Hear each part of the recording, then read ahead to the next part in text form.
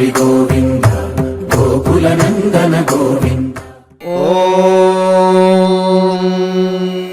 शतमानं भवति शतायुः पुरुषः शतेन्द्रिय आयुष्येवेन्द्रिये प्रतिष्ठति। शतमानं भवति शतायुः पुरुषः शतेन्द्रिय आयुष्येवेन्द्रिये प्रतिष्ठति।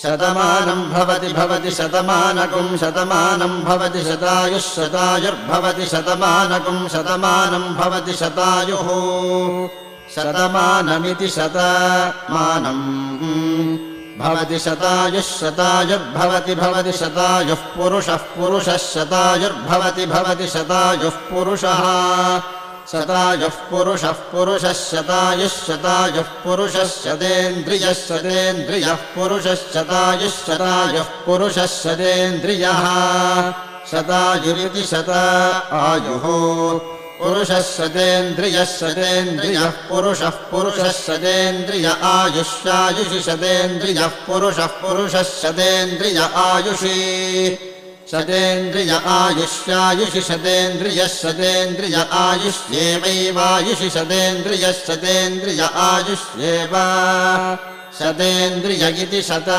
इन्द्रियः आयुष्येवैवायुष्यायुष्येवेन्द्रिय इन्द्रिय एवायुष्यायुष्